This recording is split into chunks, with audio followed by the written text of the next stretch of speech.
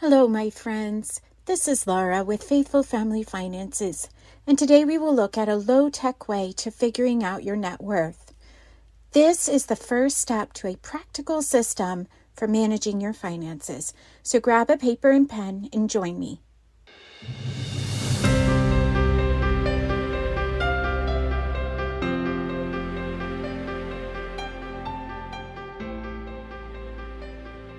Even before you begin the process of setting up your budget, of setting up your monthly income and expenses trackers, I think one of the most important things is to stick a pin in the wall and figure out where you are right now, this minute, as far as your finances. And the best way to do that, or the easiest, the most comprehensive way I can think of, is to figure out your net worth. So let's jump into that.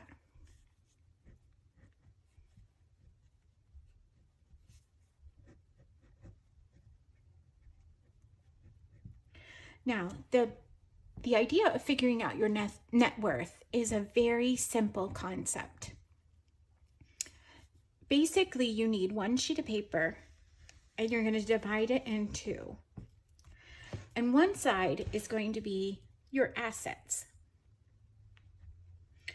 And the other side is going to be your liabilities.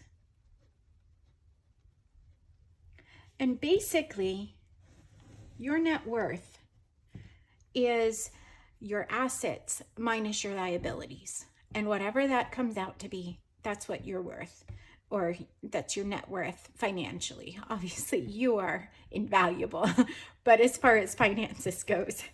So some of the things that you're going to add up on the asset side are going to be things like your home value. So if you own a home, whether it's paid for or not, what is the value of that home? And for that matter, if you own any extra real estate, or maybe like rental properties, whether it's land, whether it's maybe a multi-family housing of any sort, that of course would be in that same category. So you're going to figure out the value of all of the property that you own. Another thing you're going to look at is the value of any of your savings accounts or your bank accounts. So let's say you have a savings account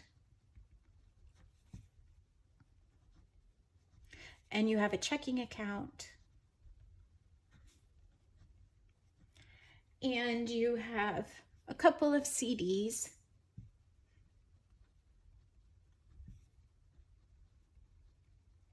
And let's say you have a couple of other random bank accounts. Maybe you use one for other purposes, and maybe you use one as an emergency fund or whatever. But the amounts in any of your bank accounts. So let's put bank account number 1, bank account number 2, and maybe you don't have any of these, and that's fine, just in case. You need to look at any investments that you might have.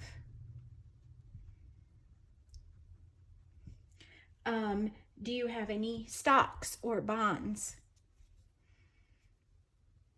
And that would be a form of investment, but just however you want to write that out.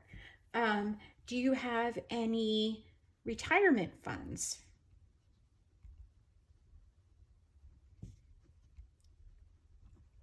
For instance, do you have a 401k?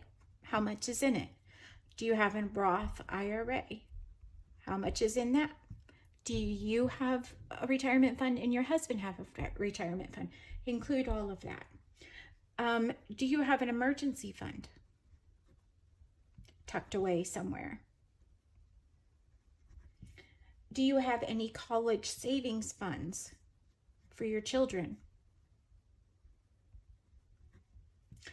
And on this list, you could even include things that you own that are of great value. So for instance, maybe you have an RV, maybe you have a car, and you want to include that value. Maybe you have something else. Maybe it's a small business or some other thing that is valuable and you can pinpoint the exact amount it's worth, go ahead and add that up. So your assets, and then on the liability side, it will include things like a mortgage for your home, or maybe a mortgage for any real estate you might own. It's going to include things like credit card bills,